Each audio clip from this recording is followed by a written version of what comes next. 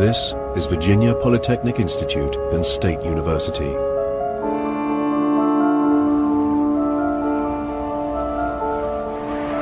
Outside the United States, it was little known until last year.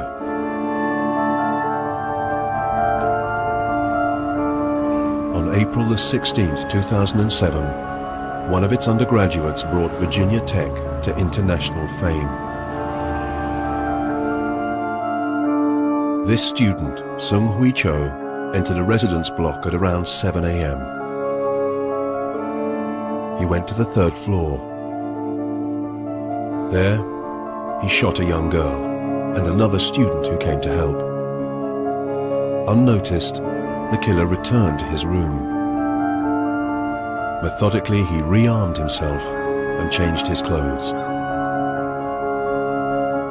Then he posted a package containing video clips and photos from nearby Blacksburg. It was addressed to NBC television. On his return to campus, he went to a classroom building, Norris Hall, chain shut the doors, and calmly embarked on the worst mass shooting in modern American history.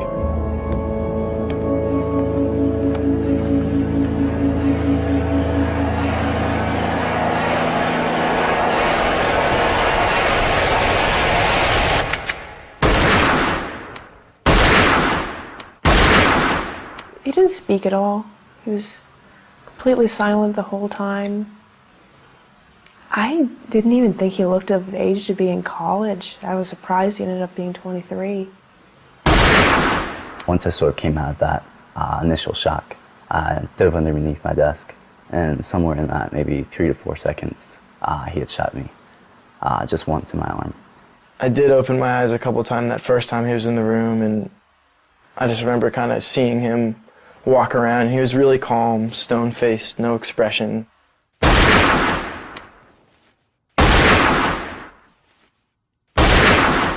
He maybe fired 20 shots total and went down the hall to the next class. And at that point, our class was just decimated. Nobody was moving, nobody was screaming. It was just this overwhelming smell of gunpowder in the air.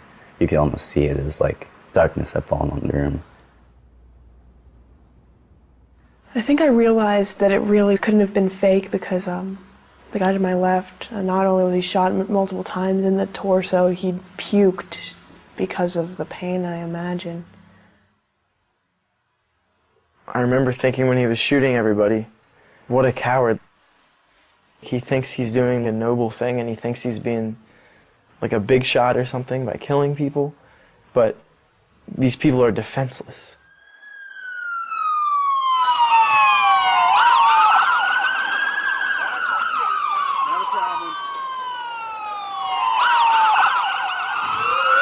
Only 11 minutes after the start of the rampage, the police broke into Norris Hall. Cho heard them enter, put a pistol to his temple, and shot himself.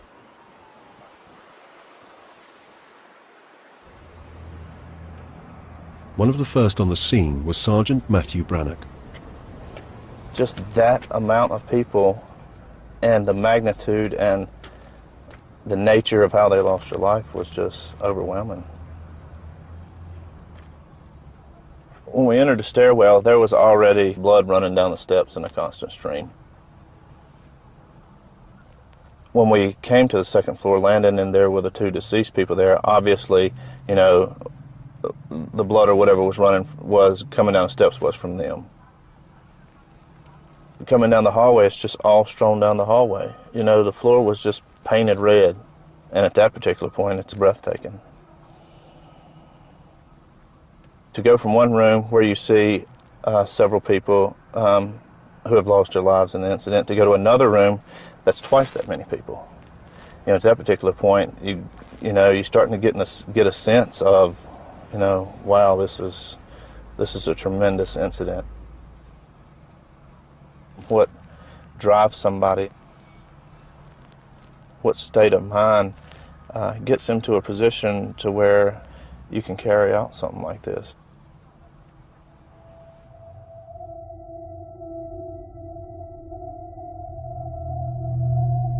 That morning, Sung Hui Cho had killed 32 people and injured many more.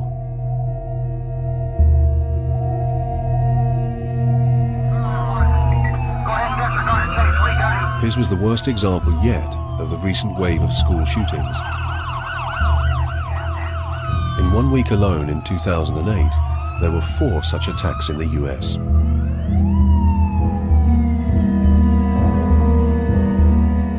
Why do men like Cho, and it's almost always men, commit such outrages?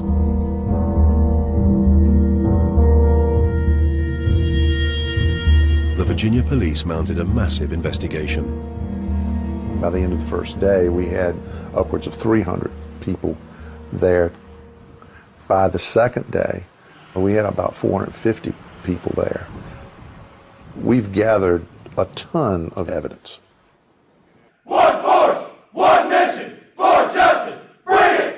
One of the things that we desperately seek in determining motive and why it happened is some idea about how we can prevent these sorts of things in the future.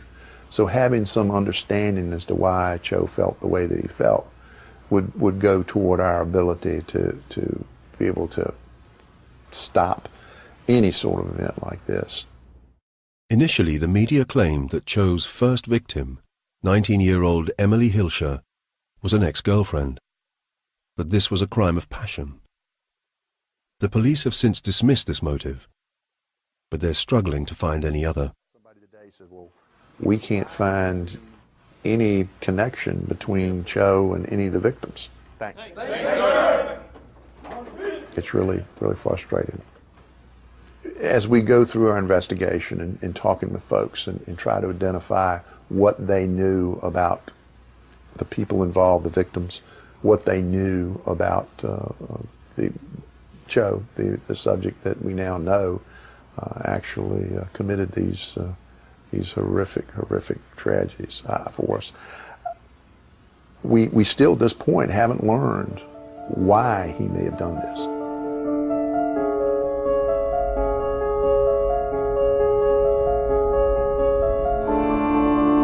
Was Cho then insane? His video sent to NBC certainly seemed delusional. You have vandalized my heart, raped my soul, and torched my conscience. You thought it was one pathetic boy's life you were extinguishing. Thanks to you, I die, like Jesus Christ, to inspire generations of the weak and the defenseless people. On the day of the attack, he had written in red on his arm the bizarre words Axe Ishmael. This was also the name he put as the sender on the package to NBC. Perhaps Cho's killing spree could be explained as a psychotic episode. But his careful preparations were not the spontaneous actions of a madman.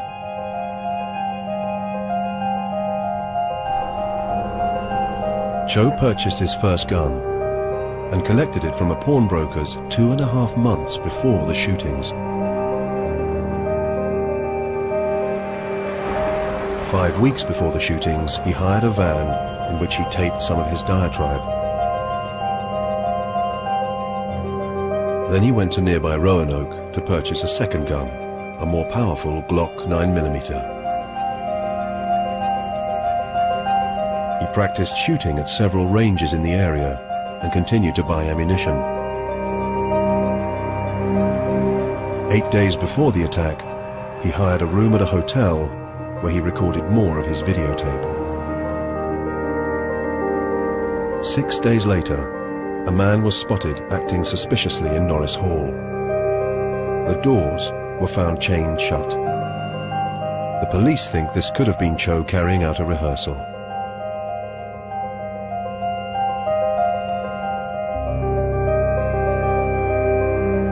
He managed all this without drawing any attention to himself. Someone suffering from psychosis would certainly have found this impossible. Even the student who shared a room with Cho noticed nothing abnormal in his behavior. I had no indication that something like this was coming.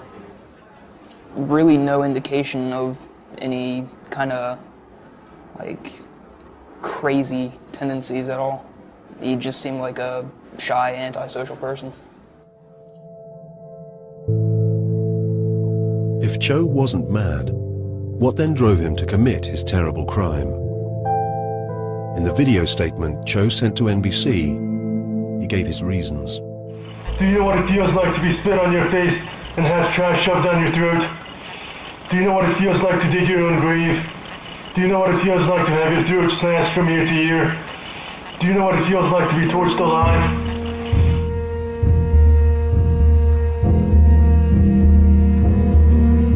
Cho's justification for mass murder seemed to be the innumerable hurts that he'd suffered.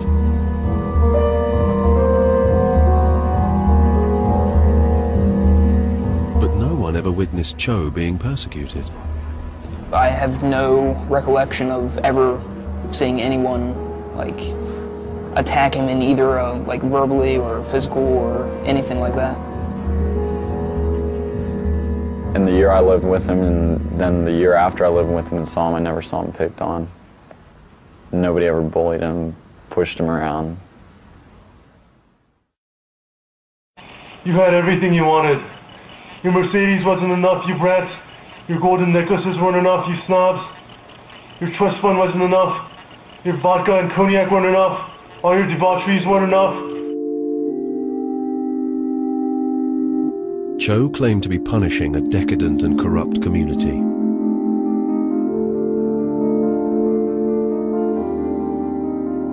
But Virginia Tech is no rich kid's playground. It's a state-funded institution where candidates get in on merit. Virginia Tech's a normal school. We're not all driving Mercedes, and everybody's normal here, and there's no like people, we're not running around, you know, in hardly any clothes and just drinking all the time, you know.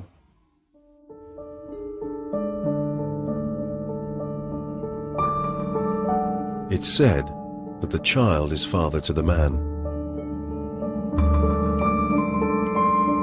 So if Cho wasn't being bullied by rich college kids, can we trace the origins of his bitterness back to hurts he suffered in his childhood?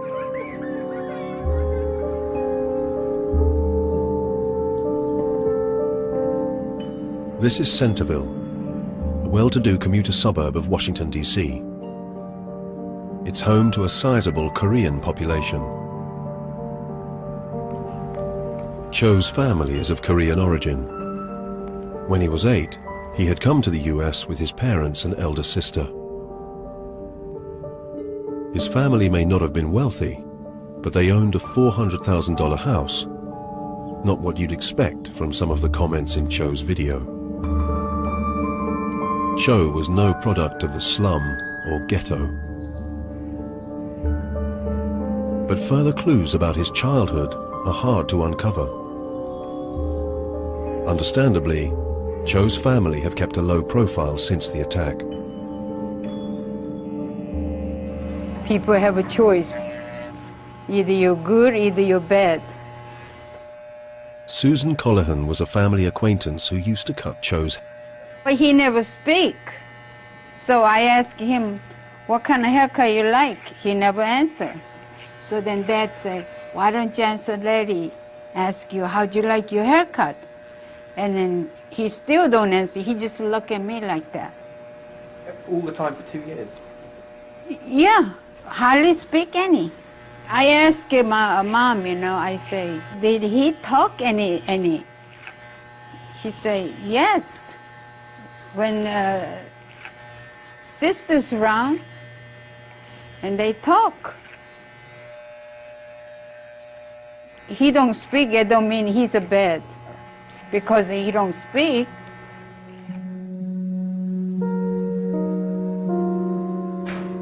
Children can be cruel. Perhaps then this quiet Korean boy was picked on at school.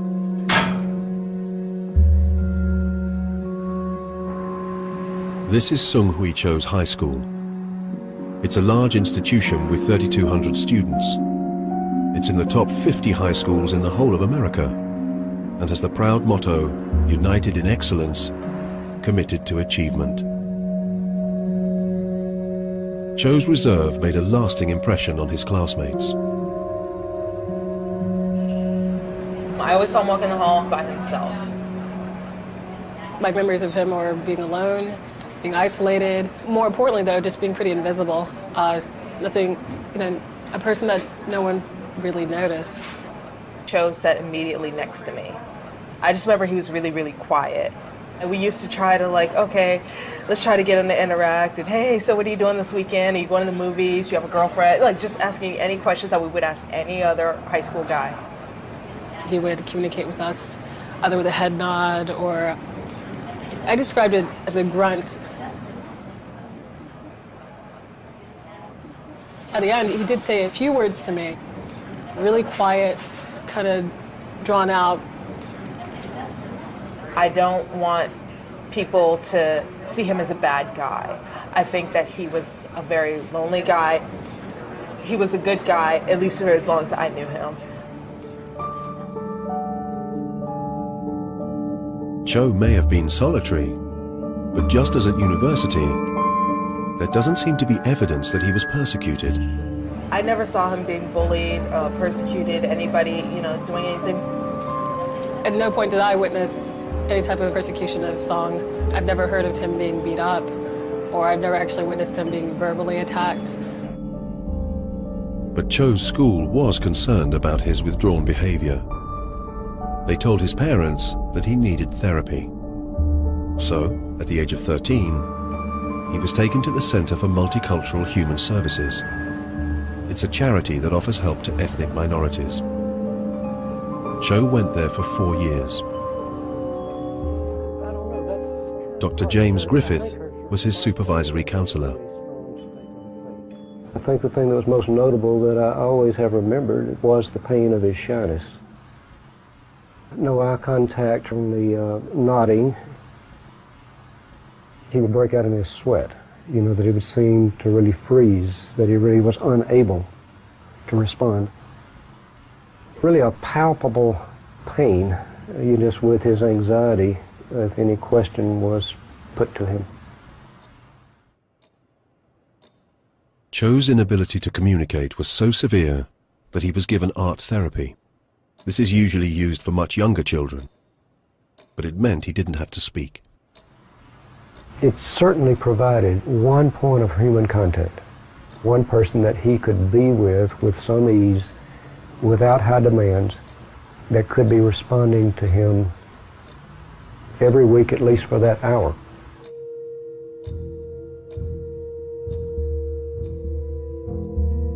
But then something happened that revealed another aspect of Cho's personality.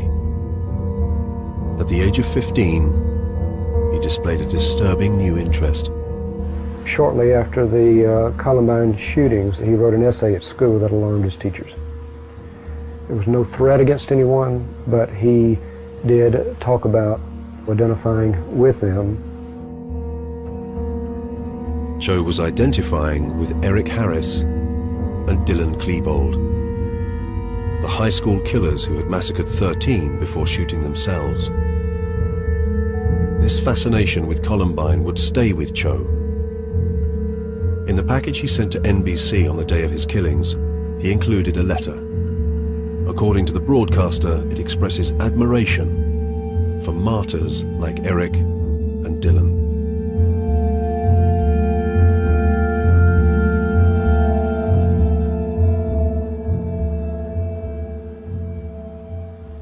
His therapist decided that they needed a psychiatric consultation. She was concerned that he was depressed. She was concerned that he might be having suicidal thoughts.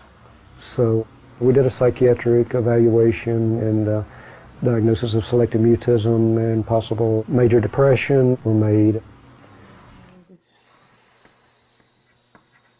Selective mutism sufferers can speak, but have such severe social anxiety that they withdraw in certain situations and will not communicate.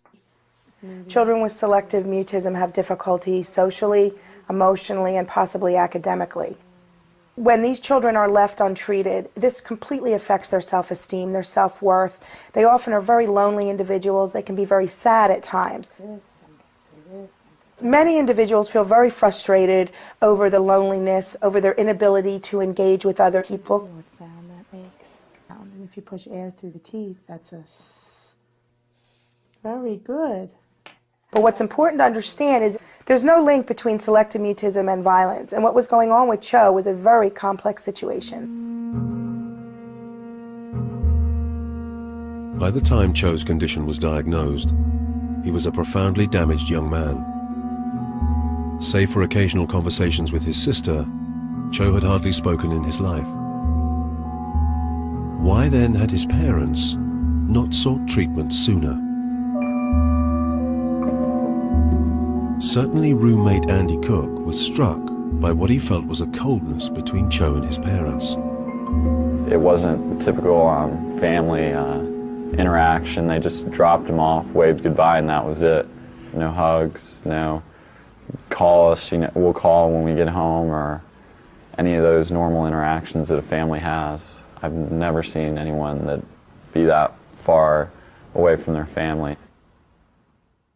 Perhaps there are clues in South Korea, where Cho was born and lived till he was 8.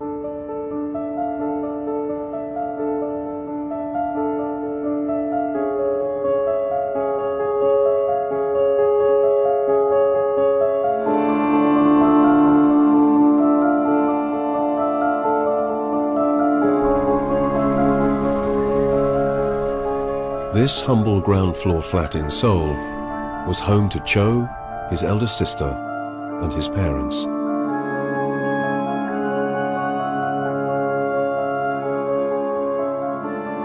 Some of Cho's family still live nearby. 애가 점잖하다고 그랬거든. 말을 잘 안 하고 그저 쳐도 그런 병신인 줄 모르고 애가 순한 줄만 알았지. 한국에서는 어른들 앞에서 말 많이 안 하는 게 좋은 그럼. 거잖아.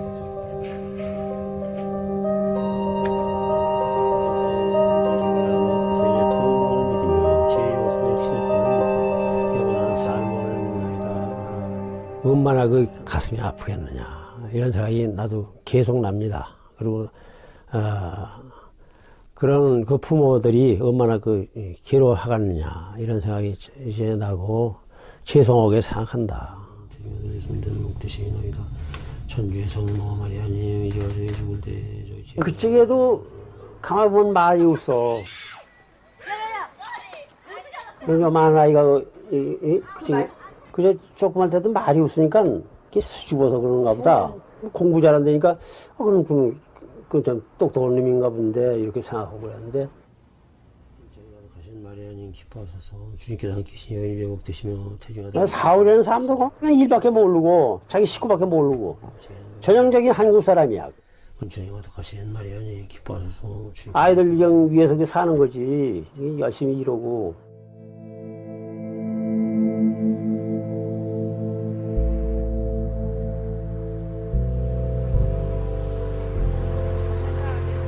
South Koreans work some of the longest hours in the world.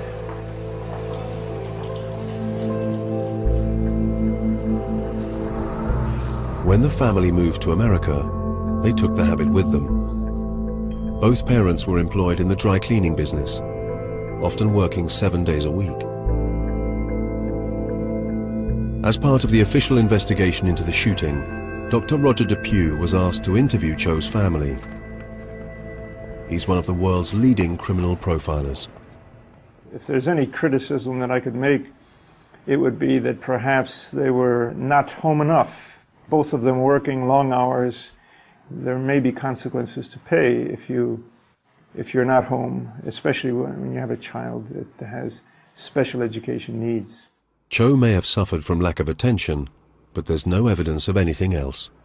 I don't think that there were any more tensions in the family beyond what the young man brought into the equation. Try and tag the other people. Dr. Bela Sood also interviewed Cho's family. She's an eminent child psychiatrist. Oh, so still a long while, huh?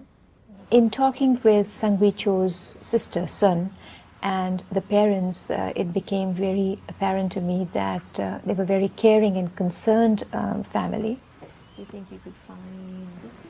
The other important thing to understand is that the father described himself as being an introvert throughout his life. And so he really saw Sang-Wei as very similar to him. The father grew up to be fine, and so they just thought that the son would also grow up to be well.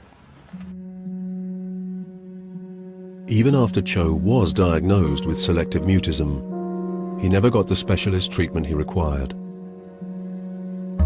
Well, I think his selective mutism would have benefited most if it had been diagnosed and treated very early, early childhood.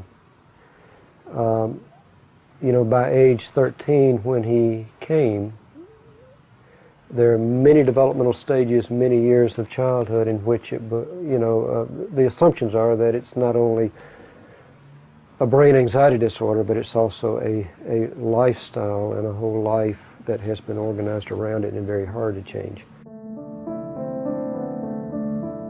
Although Dr. Griffith didn't have the specialist resources to treat Cho's selective mutism, he continued Cho's counseling and put him on antidepressants.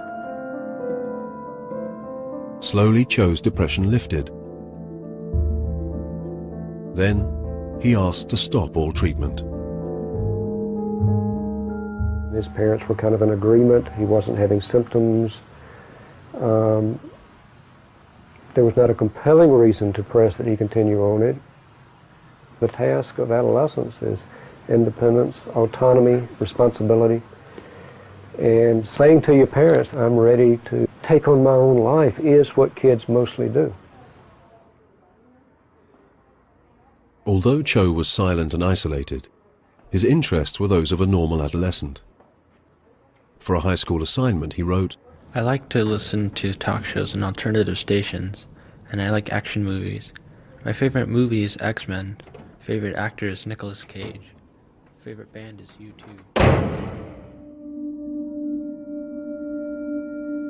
A year later, in 2004, Cho got into Virginia Tech, 160 miles from home.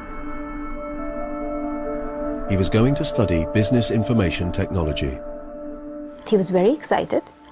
He was the one who wrote his applications up. He received no help for that, and so was very self-directed. And the parents were actually happy for him that he was taking the initiative. And Sun, his sister, actually said that they were very surprised with how determined he was and that he made it happen for himself.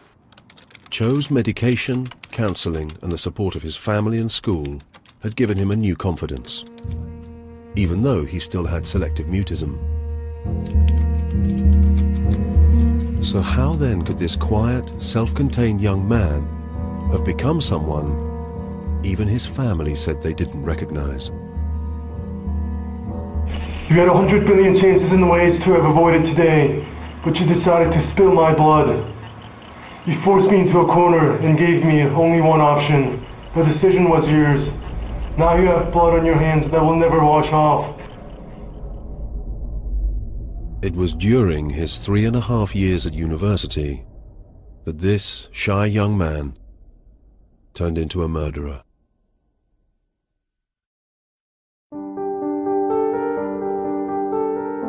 Even by American standards, Virginia Tech is a big university.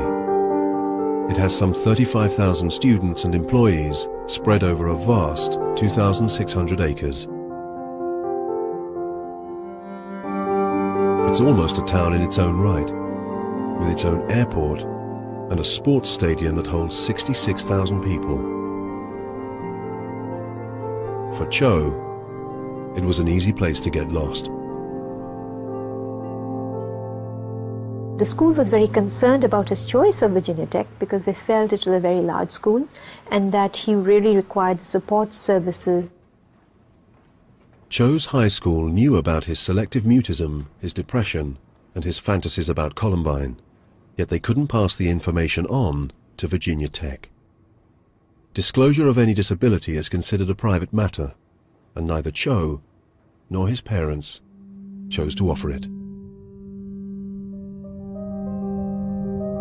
Cho's first year studying business passed smoothly enough. He handed in his work like other students, and his grades were good.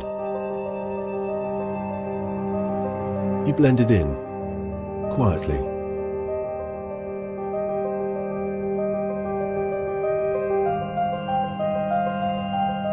Then, Cho's ambitions took an unexpected turn.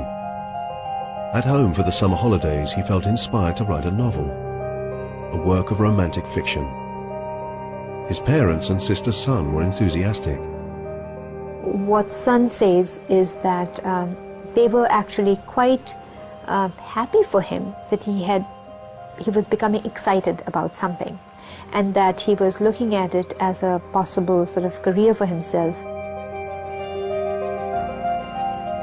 Back at Virginia Tech, Cho pursued his new vocation. He wrote to the then head of English, British poet Lucinda Roy. He'd taken her Introduction to Poetry course the previous year.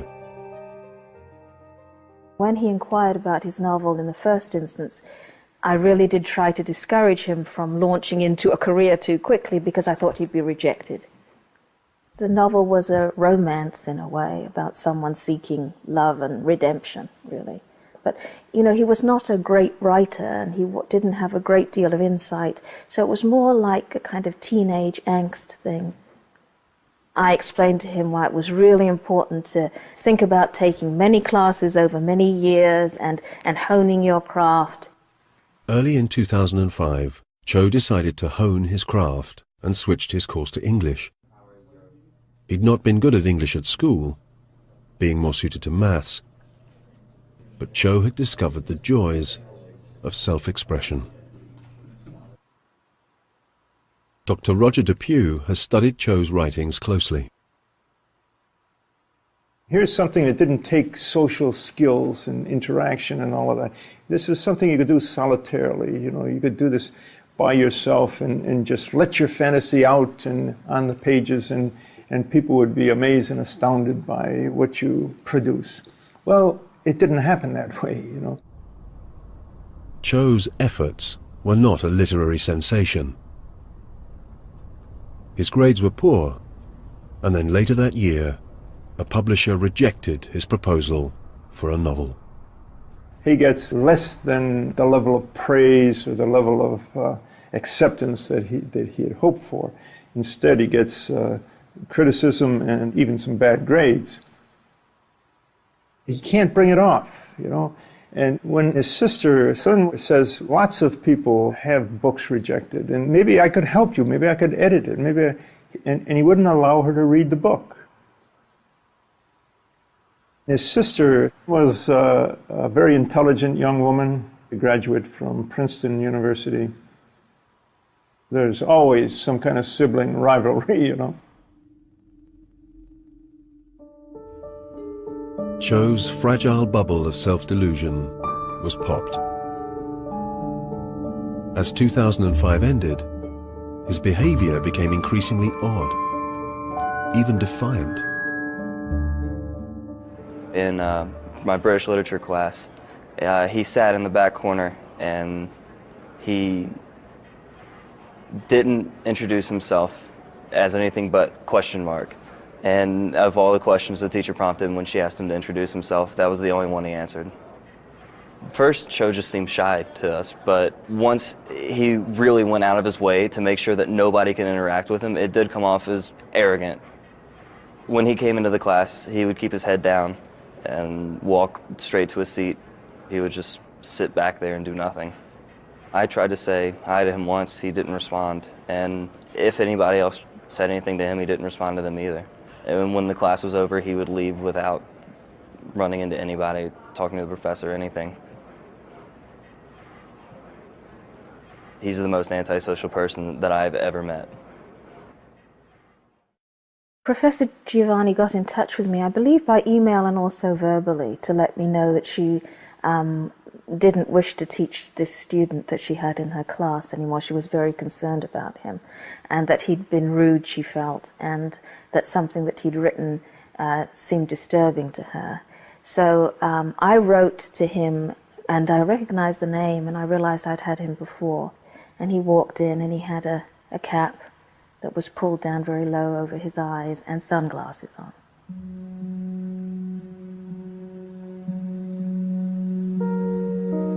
It's funny because a lot of people have talked about how he wanted to escape attention, but I think that he really wanted to be noticed in a way that to me was disturbing.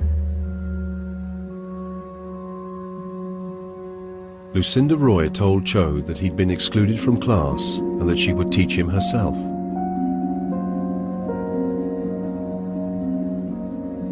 Then he left the room, but he was so sad, it seemed to me, that I ran after him and gave him a copy of one of my books and just said, here, this is for you, would you like to read that? And it seemed to me that he was crying. The two of them met several times. Although these were tutorials, Dr. Roy encouraged him to go to counselling and tried hard to understand him. I would ask him a question, and he would take between 10 to 20 seconds to respond. When you're waiting for someone to respond, it is a very, very long time. And then when he would respond, it would be in a whisper, a voice that was rather like this, that you could hardly hear. And he would always speak like that. I did ask him whether or not he was depressed, and he did say that he was. And I asked him whether he was lonely, and he did say that he was. He said that he had no friends, and that that was very difficult. But as we got talking, he seemed to be pretty relaxed with me in many ways, and we would talk about a lot of different things.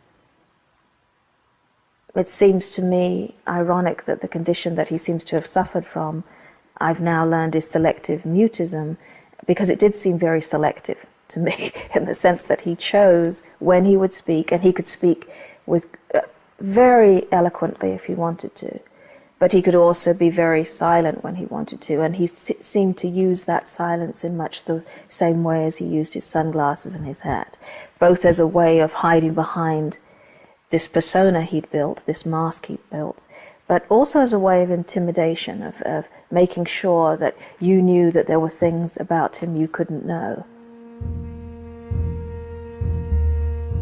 There's always a very dangerous combination with young writers where they are both very, very insecure and incredibly arrogant. He seemed to have both of those things.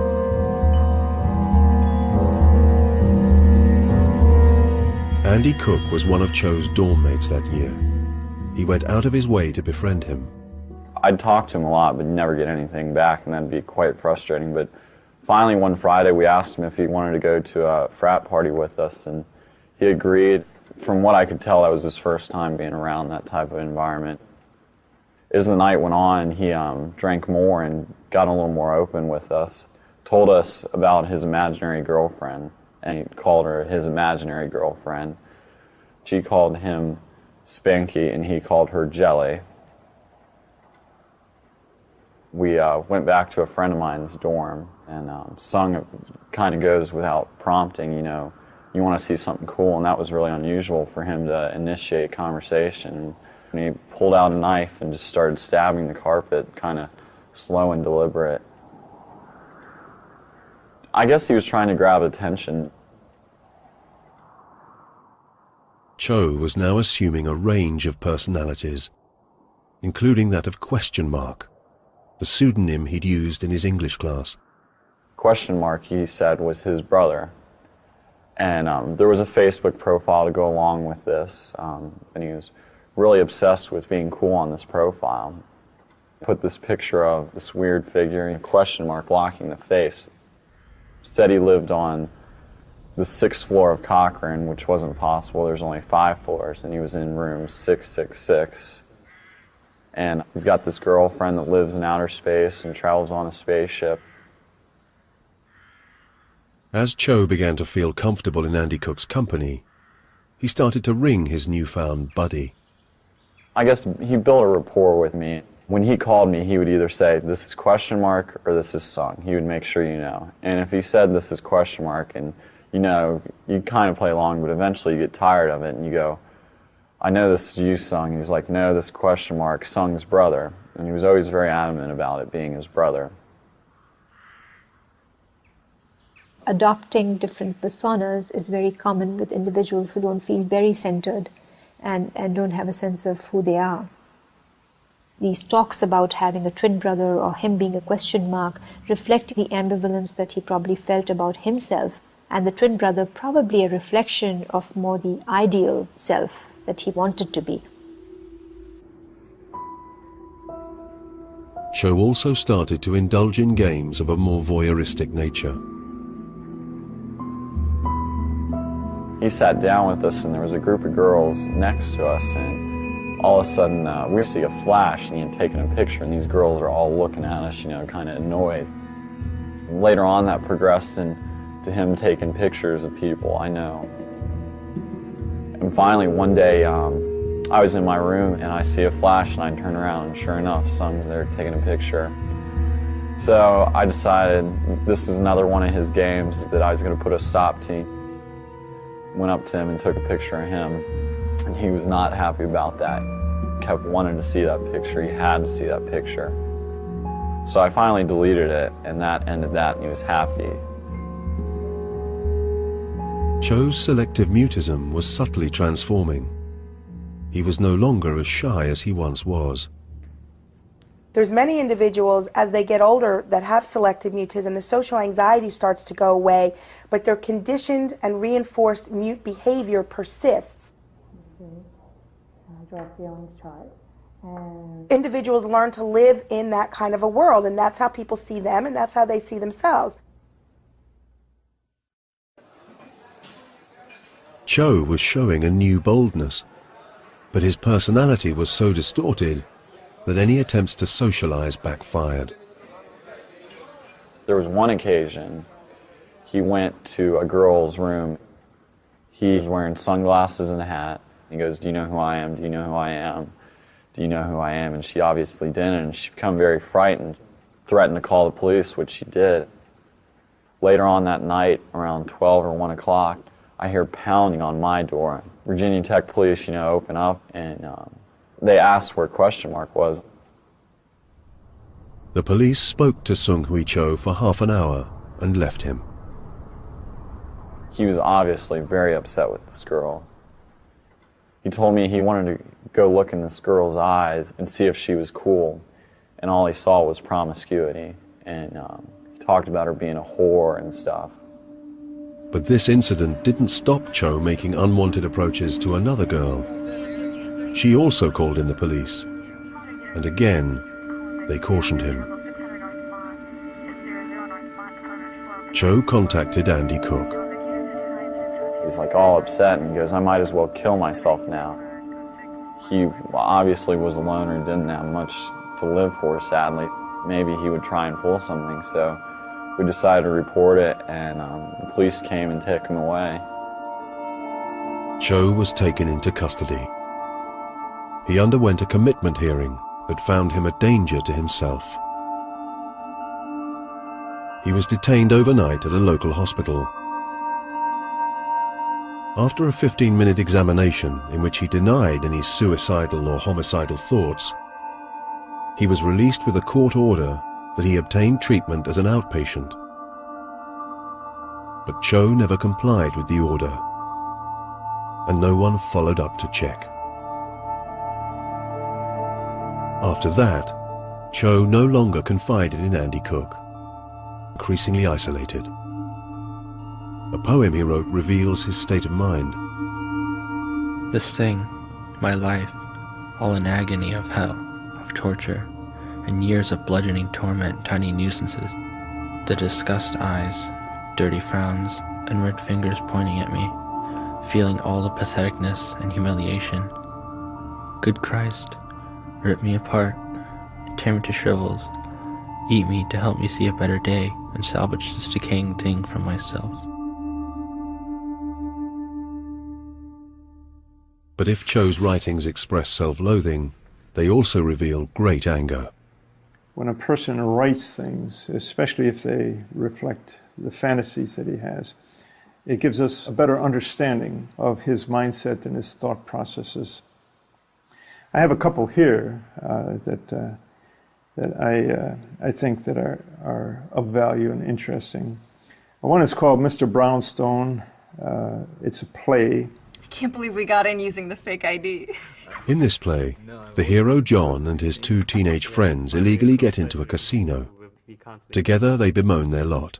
After a long day of school, we just want to be left alone. There's like no safe place for us to hang out. We can't hang out in front of the grocery store. We can't hang out at the park. We can't hang out in the street. The only place where we're safe from that him is behind the shitty dumpster. Mr. Brownstone. I'd like to kill him. In many of his writings, there are other peers that are with him. I think that shows the tremendous desire that he has to fit in, that he would like to have friends. Aren't you guys a little too young to be here? And even if he has to suffer, he would like to suffer with his friends. Is it me, or do you smell evil in here? Not just evil, but old, too.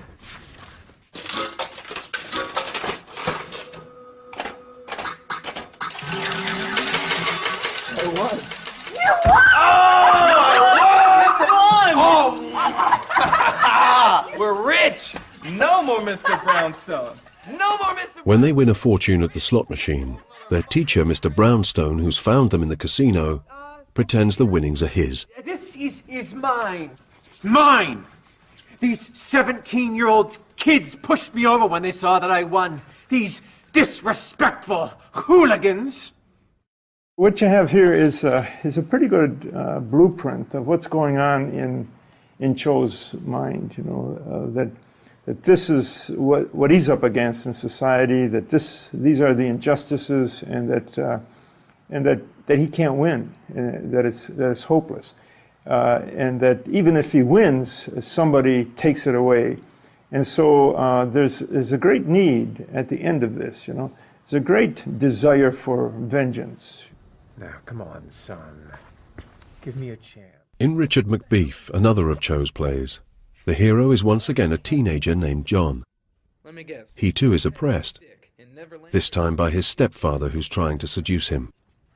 John's response is forceful. There, mister. No, Dick. You shut the hell up and listen to me. You better watch me. What? You want me to stick it up your ass? Huh? Now that's enough! Cho could never do this. He was never able to, according to his parents and his teachers, he was never able to have this kind of a strong response. Must have killed Dick. Must have killed Dick. You don't think I can kill you? Gotcha. Got one eye. Got the other eye. And it says toward the end of this fantasy, Dick, you don't think I can kill you? Gotcha. Got one eye. Got the other eye. You know, you see, the more specific a fantasy is, the more dangerous it is. All you do for my mom is this honey poo shit. Honey poo! Honey poo! Prematurely ejaculating piece of dick shit! Motherfucking McBeef. How dare you talk to your stepfather like that? Eat this, you giant tree trunk piece of ass! Now that's enough!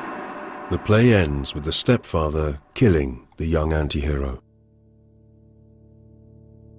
There are destructive fantasies in all of the writings. Those destructive fantasies have to do with destroying others and with self-destruction. Time and again, Cho's protagonists battle against oppression. The fantasy of victimhood is always more appealing than the reality of failure. 2007 was to be the year of Cho's graduation. Everyone was discussing future jobs and prospects. Reluctantly, so was Cho. As with many Asian families, the notion of not having employment is always very concerning to parents. So I did get that sense in the interview with them that they asked him, what are you going to do after your graduation? Do you need to go to graduate school? And he said, no. Okay, so should we find some work for you, or do you need help with that? And he said, no. So they probably were beginning to wonder what was going to happen, and so was he. But the market for mediocre English majors is never very promising, and Cho couldn't come to terms with his own failings. Instead, he came up with a new fantasy that would end his misery and bring him a blaze of glory. A persona he called not Question Mark or Spanky, but Axe Ishmael. He could not succeed, so he said, okay, how can I leave a mark in a way which no one can take away from me? And how do you do it in a way which would grab the world's attention? He was sort of moving away from this victim role of someone who the world did not consider sort of strong into creating a sort of a macho image for himself, donning this persona where the aggression towards himself and aggression towards the world are put together, forms this final act of revenge on the world. He lays out this plan and his role in the plan. He begins to feel much better about himself. He begins to see himself as a person who can pull this off. He can do this. Cho had captioned the photos he sent to NBC, and some of these photos with their accompanying text have been released, with the swearing excised. Oh, the happiness I could have had mingling among you hedonists, being counted as one of you, only if you didn't the living out of me. You could have been great. I could have been great. Ask yourself what you did to me to have made me clean the slate. Are you happy now that you've destroyed my life? Now that you've stolen everything you could from me? Are you happy now? All the you're giving me, right back at you, is hollow points. Don't you just wish you finished me off when you had the chance? Don't you wish you could have killed me?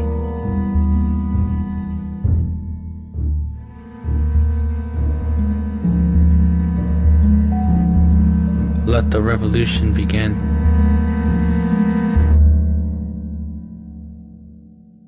Once the fantasy gets to a certain point, they're all the enemy. Doesn't really matter specific names anymore. You're striking out against society, against a situation that would not include you, would not allow you full participation.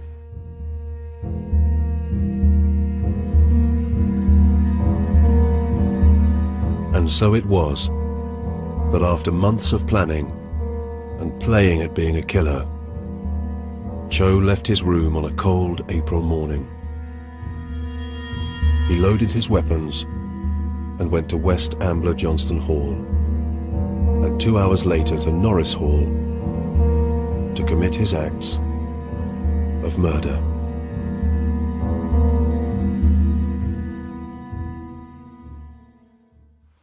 It was a snowy Monday. Our class was about 9 o'clock, 9:30, and so I remember waking up and seeing the flurries outside, so I started thinking, okay, time to get dressed and get to class, and a friend of mine picked me up and took us in, and we were already late, of course. People are just kind of talking about the weekend and plans. Teacher hands us a worksheet. After about 20 minutes, we started hearing loud bangs and loud pops. So at first, you didn't really think much of it.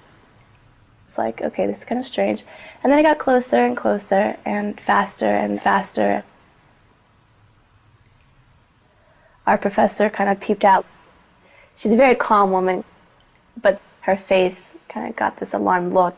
She closed the door, said, call 911. 2 other students jumped up with her and barricaded the door. This whole time you're in complete shock, and I remember thinking, like, what's going on? This can't be real.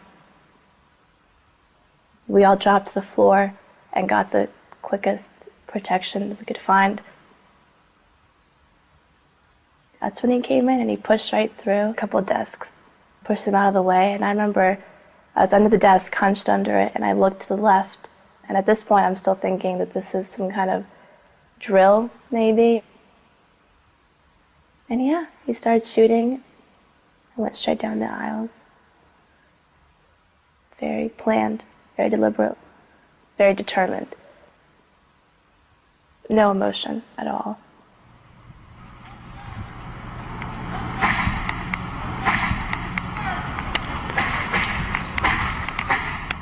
Every so often when he would fire it, they'd be accompanied by a yelp or a scream. I remember a bullet hit the wall 2 inches above my head. I remember looking up and the powder from the wall brushed my arm and I could smell the debris and I was just like, this is real. It was all pretty much a blur after the first bullet hit and the searing pain.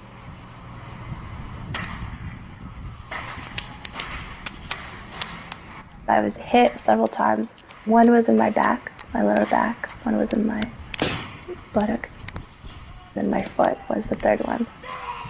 And that was a ricochet. I think it went straight through. My body had never felt so cold.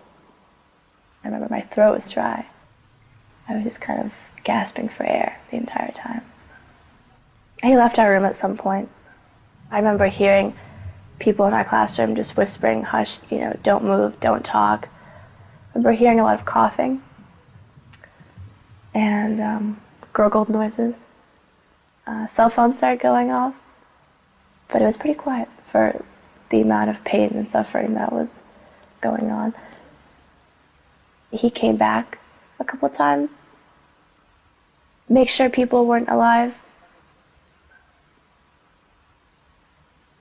Once the first police knocked, it was like, okay, we're gonna get saved. They crashed to the door. I remember seeing the black SWAT team. And they looked around. One of the policemen said, "We've got a lot of black." And I remember thinking, well, what does that mean? And then he went to the girl next to me and called that a black, and all of a sudden I realized, oh, black means they didn't make it.